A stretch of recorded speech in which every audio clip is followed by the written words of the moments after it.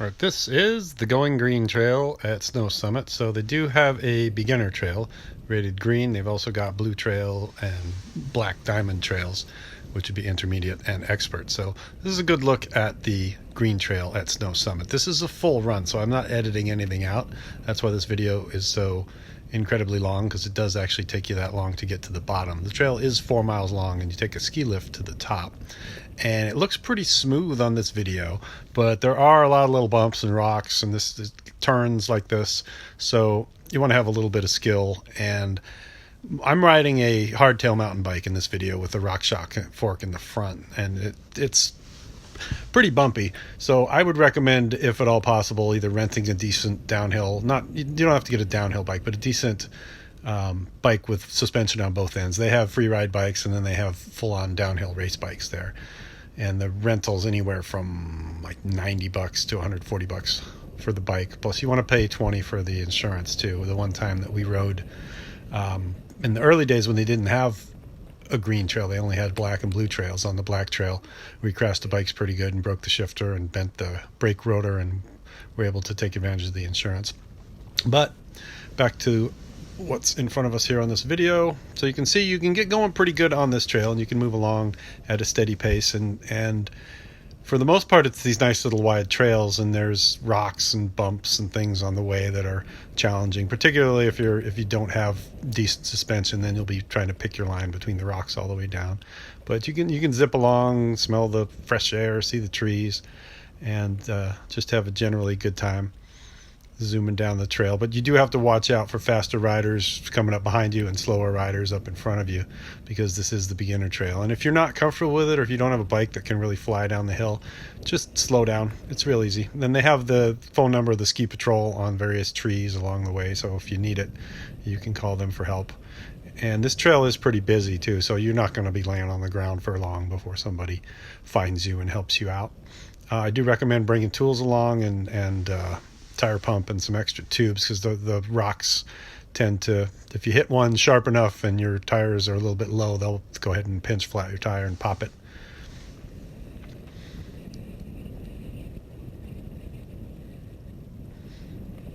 And they have, even though it is a beginner trail, they've put some nice little turns in it to kind of get you ready for the bigger, faster trails.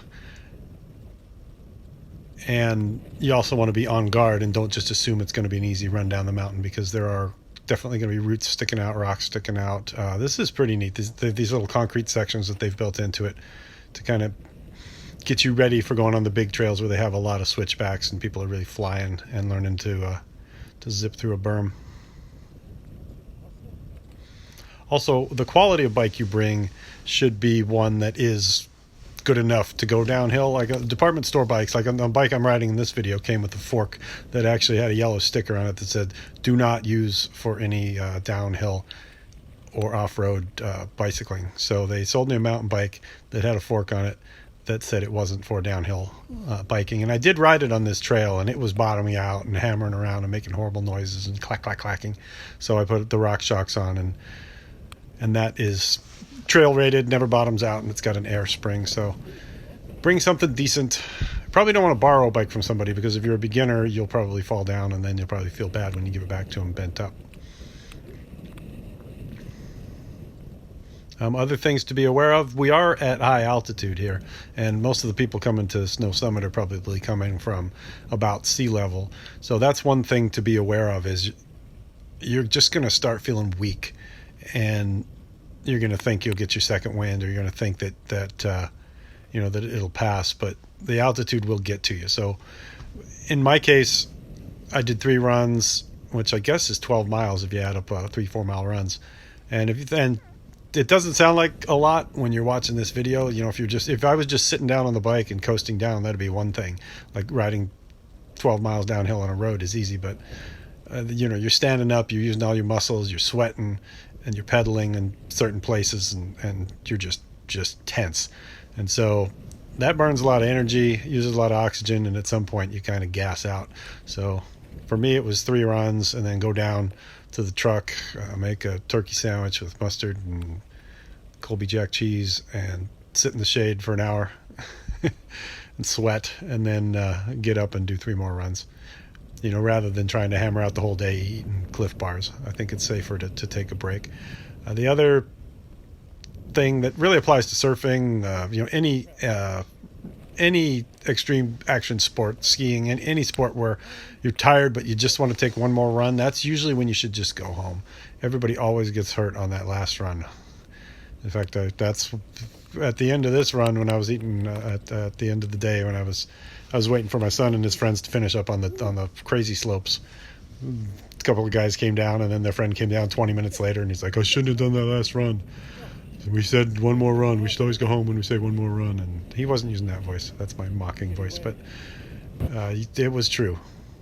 It was true for him. It was true for me. The time I fractured my ribs up here, that your brain thinks it can do things that your body just can't do when you get to the end of the day. And it's better to just go home. So back to the trail at hand. Again, just beautiful single track through the beautiful trees, enjoying nature, hearing the sounds of the wind and the clackety clacking of rocks ricocheting off your spokes as you try not to fall down. Other suggestions, of course, would be... Oh, hello, cat. The cat is here while I'm doing my voiceover. The other suggestions would be wearing a full face helmet and some body armor. Even if you don't think you're going to crash, or even if you think you're going to go slow, you could have a flat tire in the front while you're going around the corner. Something bad could happen. You could hit a big rock. Your cheap department store mountain bike fork could snap in half and send you off the edge of the cliff. So you can't predict it. So we wear motocross gear since we ride motocross. I've got my motocross helmet on and chest protector and elbow pads, knee pads, etc. In fact, I think the week before this, I crashed so hard wearing knee pads that the knee pad shifted around and ripped a layer of skin off my knee, and I was bloody anyway. But if I didn't have the knee pads on, it would have been a mess. So this is what you have to look forward to if you're with your kids who are extreme mountain bikers and you're an old guy that doesn't want to just sit at the bottom and eat cheeseburgers and drink beer. Oh, here comes a beautiful view of the lake. And this is part of the payoff here. They've had a forest fire, and so as you come around this corner, you really just get a nice view of beautiful, scenic Big Bear and the lake. And when I was a kid, we used to go skiing, and we used to try to get as many runs in as we could. You'd have Snicker bars in your pockets with your, I would wear parachute pants with pockets all over them, and you'd have Snicker bars and Capri Sun drink packs, and just ski, no break, ski, till they shut the mountain down. Go, go, go. And now that I'm older and tireder, it's just better to take a break. And you can see on this trail too, as you're sort of starting to develop skills, it'll set you up for the blue trails. The blue trails here don't have jumps on them. At least the Turtle Trail doesn't, but it's got really fast switchbacks where people are just flying through. And so, to kind of amp you up for that, it also has a bunch of bumpy sections too. A lot of these trails started out flat. Like, it's hard to see in this video, but a lot of these trails start out as a flat, smooth trail, and so many people are running over them and hitting the brakes and tearing up the surface that it just inevitably gets washboarded and bumpy. And so, except for spots like this corner where it's all made out of sand, everywhere you go is just bump, bump, bump, bump, bump, bump, bump, bump, bump, bump, bump, bump, which wears you out. So on the faster switchback gear parts, that's also true. So you'll be going up a wall of a switchback, and it'll be bumping you and jumping your bike around while you're going through it. So best bet is to have suspension on both ends of your bike and to have it tuned properly to handle a lot of bumps. That sounds kind of common sense and intuitive, but you'll find that what you weigh makes a difference, and where you're riding makes a difference. And you want to set your compression and your rebound and your fork strength, whether it's a mechanical fork or an air fork. You want to set it up to be best for the riding conditions at hand. My son sets his bike up to be really firm in the back. It's a full suspension bike, but he sets it up to be firm in the back so it doesn't kick him when he goes off of a jump. And when I rode his bike, it felt a little bit better than my hardtail, but not much. So if I were to tune a full suspension bike and I wasn't planning to go for big air, I would set it to be like a Cadillac in the back and just kind of flow over these bumps rather than pounding my spine into jelly. This video is also a challenge to see if I can talk for whatever it is, 15 minutes without stopping about something and not be completely boring, and not have to hit the pause button and do a restart. So far so good. We're at about 10 minutes, 21 seconds. If you don't like it, you can turn the sound down.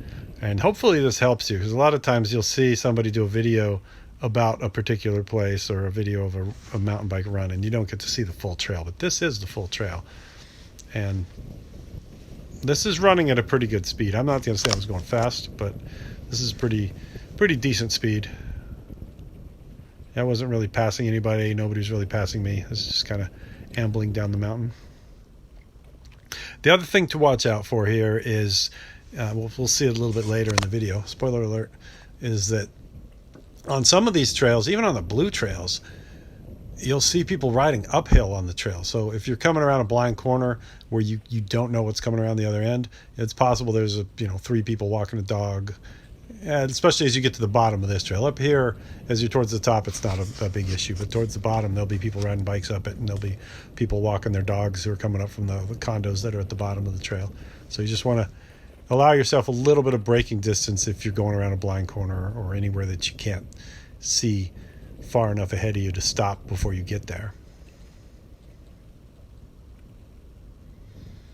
And that is another point. If you're too cheap to buy a lift ticket, they don't stop anybody from riding up the hill.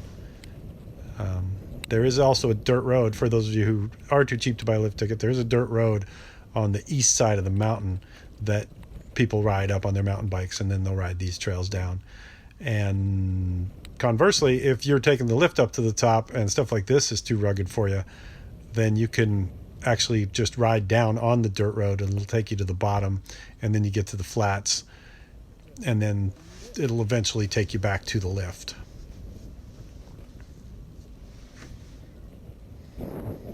So as with any sport, if you're a beginner, this is what you have to deal with. Not too bad. Go slower at first. Remember, you have all day, and then just kind of build up speed as you get through it. In fact, the first run should just be recon. You want to go slowly, make sure you see any places that are potentially dangerous, and remember them for next time, and then go a little faster, a little faster, a little faster, rather than just bombing it the first time and flying off the edge of the mountain. Oh, there's the dog people.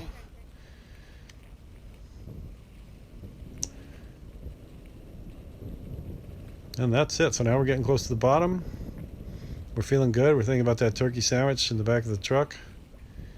Thinking about having some water. The other thing is water is key, especially if you're at high altitude. You're going to pee out a lot of water just naturally, so you want to bring extra water. I use a Camelback fanny pack, which looks ridiculous, but I like that better than having something hanging on my shoulders when I'm riding.